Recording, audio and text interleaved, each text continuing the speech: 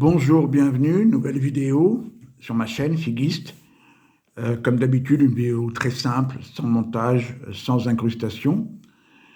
Euh, Surtout des vidéos sur les figurines historiques, principalement aussi fantastiques.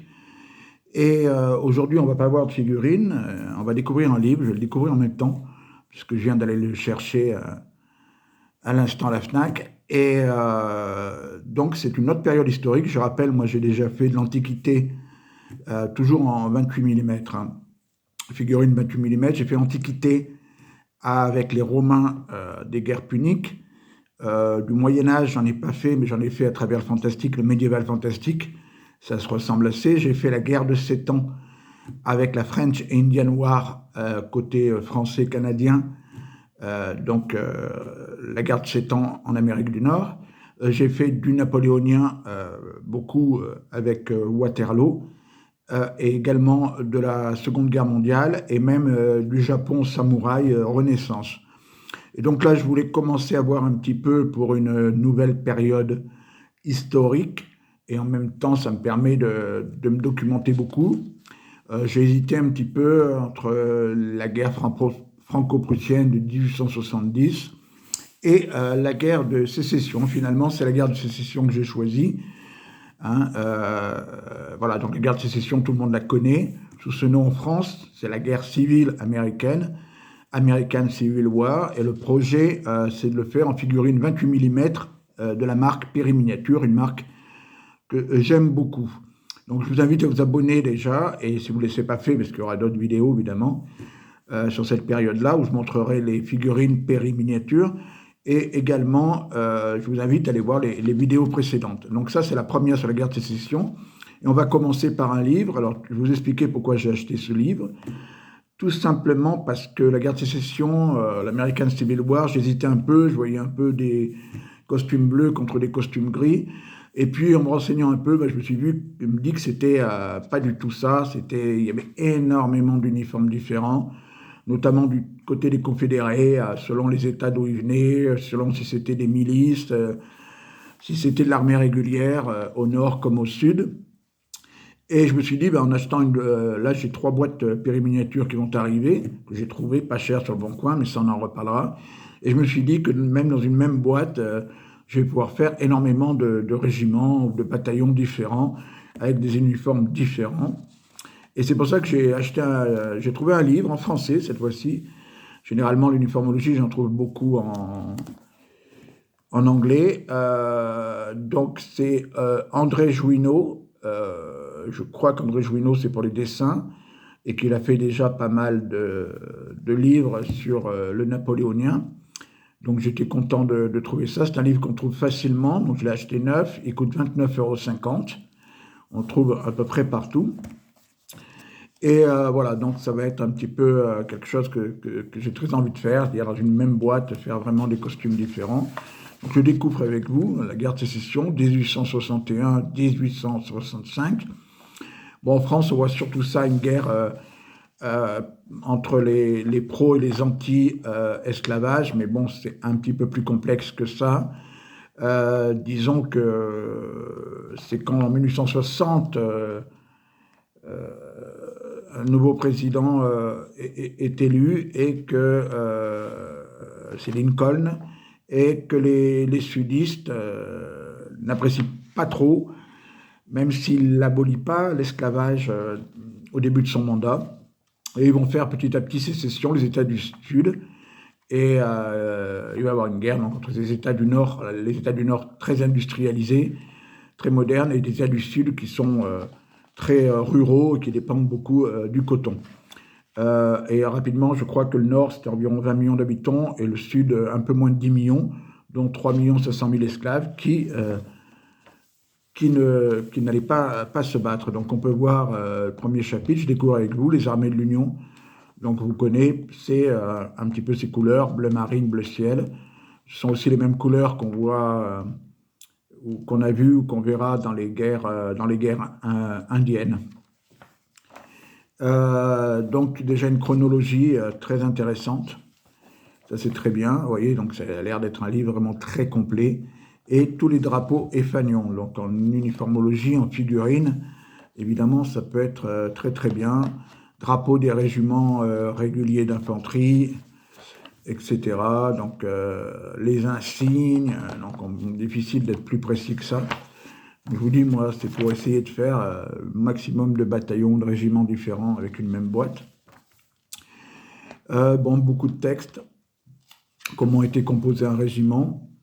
Des uniformes, officiers, colonels, etc. Là, c'est tous les officiers. Donc, vous voyez, c'est quand même pareil, très précis. Là, on a les fantassins. Donc là, vous pouvez avoir des chapeaux, des képis, des casquettes. Voilà, beaucoup de choses différentes. Donc là, encore très précis, même pour les armes, etc. C'est vraiment un très, très bon livre.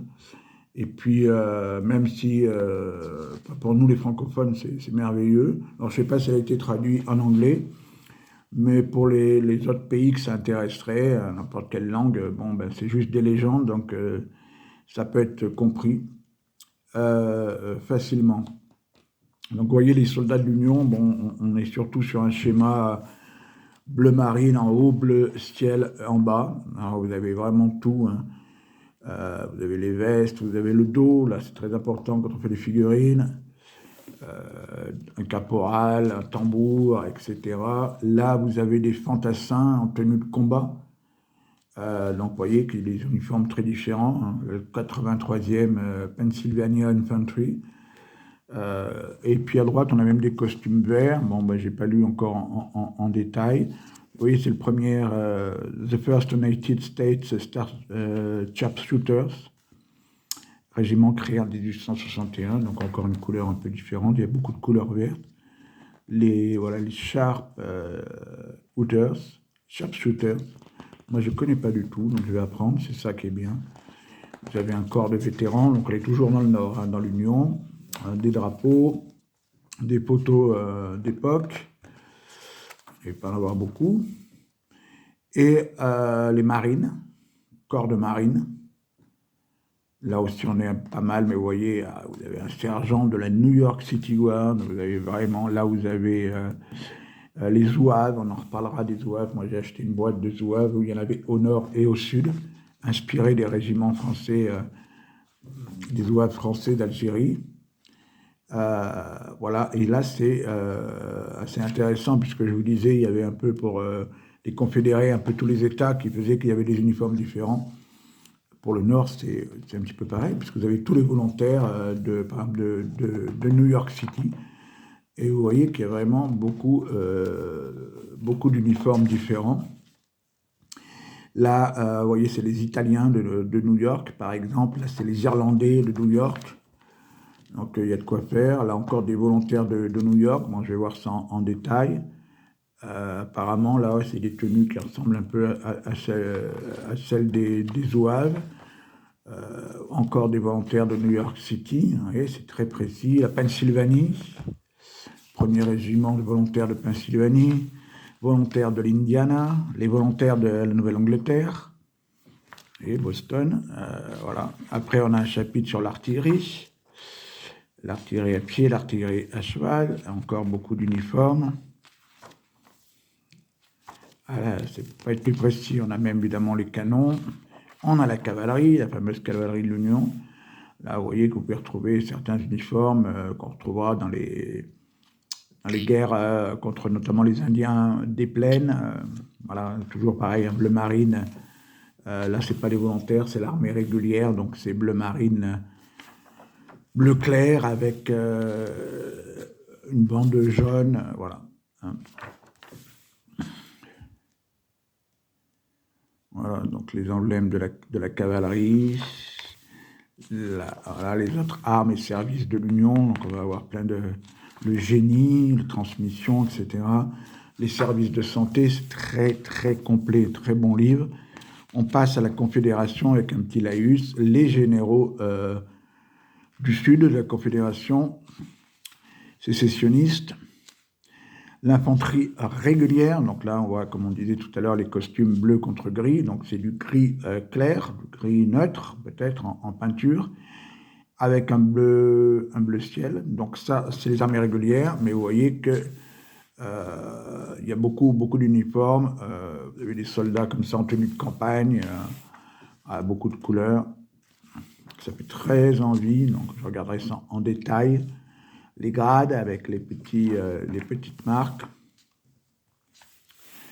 Voilà, des belles illustrations aussi, hein. Les officiers, les drapeaux.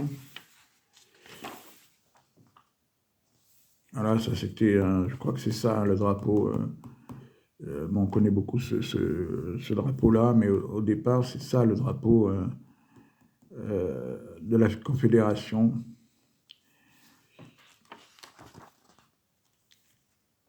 Voilà, donc encore toutes les troupes, régiment de Caroline du Nord, c'est là qu'aussi on va avoir des petites distinctions. Les régiments de Caroline du Sud, de la Louisiane. Là, je vous montre, vous voyez les zouaves, comme je vous avais dit tout à l'heure. Donc, il y a beaucoup de sortes de zouaves. Ça, ce sont des zouaves aussi. C'est les Louisiana Tigers. J'ai un petit peu vu que c'était vraiment un corps assez important. On le revoit ici, la Louisiane. Hein, donc, vous voyez, hein, tous les États, c'est quand même très intéressant. On a le Texas, bien sûr. Encore des couleurs différentes. Donc, le but, moi, je vais commencer surtout par les confédérés. J'ai un maximum de régiments de confédérés selon les États. Là, on a la Virginie. Voilà. Et puis après, ben, même topo. Après l'infanterie, on a l'artillerie. L'artillerie de la Confédération. Les canons. Après, on va avoir une cavalerie, la cavalerie régulière. Voilà, donc, alors le bleu des pantalons, est-ce que c'est pas... Ah, c'est le même bleu que l'Union, je pense, hein. Au niveau de la peinture, ouais, ça va être à peu près pareil. La cavalerie, donc là, c'est la cavalerie régulière, la cavalerie des États du Sud, la cavalerie du Texas, les officiers de cavalerie, ah, c'est très détaillé, hein, c'est très très bon livre, en uniformologie, puis je vous dis, en plus c'est en français, hein, c'est formidable. Sous-officiers, la santé, voilà. Les autres armes et services de la Confédération, voilà, le génie, hein, les ingénieurs, etc. Le corps de marine aussi. Voilà, corps de marine aussi de l'US Navy. L'US Navy, les marines de l'Union. La marine de l'Union. Voilà. Et avant, c'était la marine de la Confédération. Là aussi, des illustrations bienvenues. Les marins du Sud, donc de la Confédération. Voilà, donc on a fait un petit peu le tour. Là, vous avez évidemment une petite carte avec en gris les États sécessionnistes, au nord les États de l'Union, et puis aussi la Californie qui faisait partie de l'Union. Et les autres, ils étaient, comme ils expliquent, revendiqués par les deux camps. Voilà. Et puis les verts, c'était des territoires qui n'avaient pas été encore conquis, des territoires indiens. Donc vous voyez que le sud, il y avait quand même pas mal d'États, hein. Il y avait l'Arkansas, Louisiane, Mississippi, Tennessee, Alabama, Floride, Georgie, Caroline du Sud, Caroline du Nord, Virginie. Et pour le nord, la Californie, le Minnesota, Wisconsin, Iowa, Michigan, Illinois, Indiana, Ohio, Pennsylvanie, New York, Vermont, New Hampshire, Maine, Massachusetts, Connecticut, Rhode Island, New Jersey, Delaware, Maryland, voilà à peu près. L'armée, alors là, c'est des armées, je ne sais pas quoi, un peu détaillées, je ne sais pas pourquoi. Une table des matières, voilà. Vous voyez, c'était, voilà. Ça provenait des numéros 10 et 11 de la revue Soldats. Ça devait être des hors-série. Alors, c'est André Jouineau qui a peint toutes les planches. et les légendes ont été écrites par André Jouineau et Jean-Marie Mongin, texte Jean-Marie Mongin. Voilà, c'est un livre qui a été édité assez récemment, en 2019. Voilà, donc prix de 29,50. Moi, je trouve que c'est quand même pas mal. Un bon prix pour... là. Je ne sais pas si vous vous rendez compte, si vous achetez une boîte de périminiature de figurines. Alors déjà, moi, j'ai des boîtes, c'est surtout des confédérés. Enfin, on en reparlera, mais il y a une boîte de zouaves bon, qui peut aller pour le nord, pour le sud. Et dans les zouaves, il y a beaucoup de régiments différents. Également, une boîte qui peut faire ou sudiste ou nordiste. Et une autre boîte, je crois, de confédérés. Donc, je vais déjà essayer de faire un maximum, alors je ne sais pas comment on appelle ça, de régiment, quoi, ou voilà, confédérés, puisqu'ils sont un peu plus différents selon les États. Et puis dans l'Union, ce serait sympa aussi de faire ce qu'on a vu tout à l'heure, c'est-à-dire les milices, les volontaires, pas les milices de New York avec les Irlandais, les Italiens. Là, voilà, on voit les volontaires New York City. Pour l'Union, ça peut être sympa d'en faire un maximum. Alors, quand c'est marqué private, là, je ne sais pas si vous voyez, ça veut dire soldat en anglais. Voilà, il y a pas mal... mais voilà, c'est marqué en français, après en Sarwell, rouge, etc. Donc les volontaires de New York City, comme on a pu voir, il y en avait de toutes sortes d'uniformes, beaucoup de zouaves, les Italiens, les Irlandais, etc.